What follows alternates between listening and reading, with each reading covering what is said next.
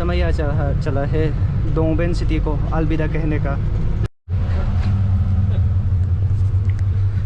अभी मैं हनोई के लिए निकल रहा है डोंगबेन से, और जाते जाते आप लोग को कुछ शेयर करेगा। डोंगबेन और जो हाजिंग का जर्नी है बहुत अच्छा लगेगा आपको। जर्नी बहुत स्टनिंग रहेगा, बहुत सुहाना है, क्योंकि पहाड़ के बीचों बीच में इस तरह रखा है कि एक ये जो ज़मीन के बीचों बीच में जो पहाड़, जो जैसे कि एक कोन बना के एक ऐसे मंदिर बना कर रखा है, जैसे पहाड़ ऐसे ऐसे देखेगा। पूरा लिमस्टोन का पहाड़ है।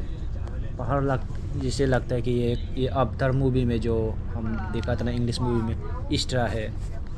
और वियतनाम का लोग यूजुअली तो अच्छा अच्छा है, फ्रेंडली है। अगर आप वियतनाम में, लेकिन आप वियतनाम में आते ही आपको ये जो बाइक टैक्सी वाला और जो टैक्सी नॉर्मल टैक्सी वाला से आप थोड़ा से बच कर रहना है, क्योंकि वो लोग आपको शॉर्ट डिस्टेंस को भी, थोड़ा से डिस्टेंस को भी, बड़ा डिस्टेंस, लंबा डिस्टेंस खींच के आपको धोखा दे सकता है। और पैसा का बारे हम लोग को न्यू में जो रीडिंग करना अच्छा से नहीं आता है, जो पैसा का नंबर को कंफ्यूज होता है, उसी को फ़ायदा उठा करके आपका पैसा भी वो ज़्यादा ले सकता है। इसलिए आज कन्वर्सन को, मनी कन्वर्सन को, और इंडिया करेंसी में कितना है, कितना वियतनाम डोंग होता है, ये सब को आपको एक अप्रोक्सीमेटली लगा के अपना से जानना चाहिए, अच्छे से जानना चाहिए। नहीं तो ऐसे तो वियतनाम एक सेफ जगह है, कोई दिक्कत नहीं है। वो ये भाषा का, लैंग्वेज का एक बड़ा समस्या है वियतनाम में अब आने से, क्योंकि वियतनाम का लोग इंग्लिश नहीं समझता है। 90% लोग इंग्लिश नहीं समझता है, और वियतनाम भाषा हम नहीं समझता है। इसलिए वियतनाम में एक बड़ा दिक्कत पड़ेगा आपको आने से। इसलिए कम्युनिकेशन के लिए बहुत बड़ा समस्या है। गूगल भी ट्रांसलेट भी तो इतना इफेक्टिव नहीं है।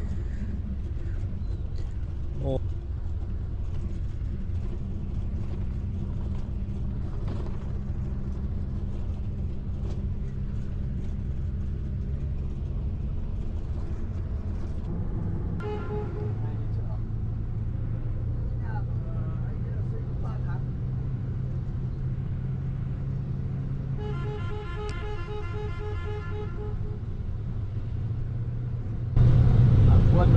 अभी हनोई के लिए बस में से निकल जाएगा, और मैं अभी हनोई की ओर जाएगा।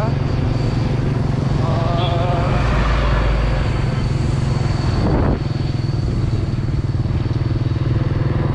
हनोई की ओर निकल जाएगा, और ये मेरा टैक्सी बाइक वाला है। और अभी मैं डोंगबेन से आया है, और ये इस वक्त मैं हाईजंग पे हूँ, और हनोई के लिए बस में निकलेगा। ये है वियतनाम के पास स्टेशन, रूरल एरिया में हाईजंग में। ये हाईजंग प्रोविंस का कैपिटल सिटी है, हाईजंग।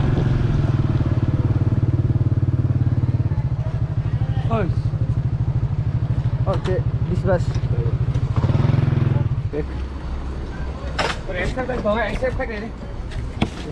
बस स्टैंड कुछ इस तरह है। बस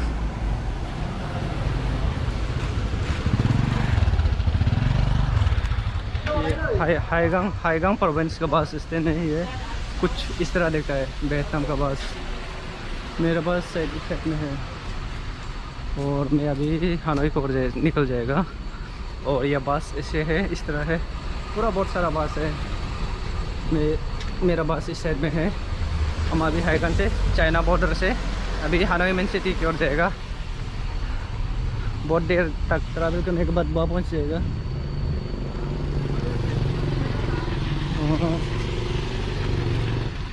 इसी बस पर उन बोर्ड करेगा।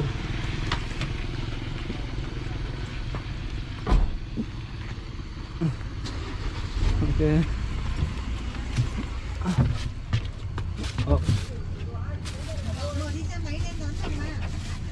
और जाते जाते आपको हम वियतनाम कैसे आना है हम आपको बताएगा। वियतनाम आने के लिए आपको सबसे पहले वीज़ा चाहिए होगा।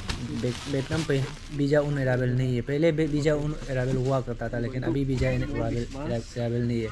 लेकिन वीज़ा उन अराइवल होने से, वीज़ा उन अराइवल मीन्स एयरपोर्ट में पहुंचते ही आपको वीज़ा मिलता है। तब ऐसे होने से आपको ये होगा, आपको ये करना पड़ेगा। आपको वियतनाम से एक अप्रूवेबल लेटर, जो इनवाइट लेटर लेना पड़ेगा।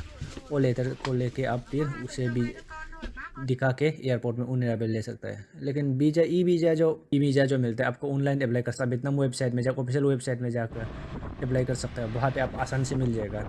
इसलिए पेमेंट में आपको प्रॉब्लम पड़ेगा, इसलिए पेमेंट के लिए आपको ग्लोबल कार्ड चाहिए, क्रेडिट कार्ड चाहिए, जिसे भी होगा। आपके पास नहीं, आप दोस्त का क्रेडिट कार्ड से, जैसे प्राइवेट बैंक का क्रेडिट कार्ड से आप पेमेंट कर सकता है। नहीं तो आपका पास ऐसे पेपल का दूसरा ऑप्शन नहीं है, लेकिन वही क्रेडिट कार्ड से पेमेंट करना पड़ेगा। नहीं तो आपका वो एजेंसी से करने से 5000 जाएगा। इसके बाद वियतनाम फ्लाइट ये के लिए रिटर्न फ्लाइट टिकट ये सब कुछ नहीं मांगता है, होटल बुकिंग कुछ नहीं मांगता है, इंश्योरेंस भी नहीं मांगा, कुछ भी नहीं। एयरपोर्ट में पूरा स्मूथ हो जाएगा आपका इमिग्रेशन, वो कुछ भी नहीं मांगता है। और वियतनाम जाने के लिए एडवांस फ्लाइट बुक करने से आपका 10,000 12,000 में मिल जाएगा, 10,000 में। और इमरजेंसी बुकिंग करने से 15,000 20,000 उससे ऊपर जाते जाएगा।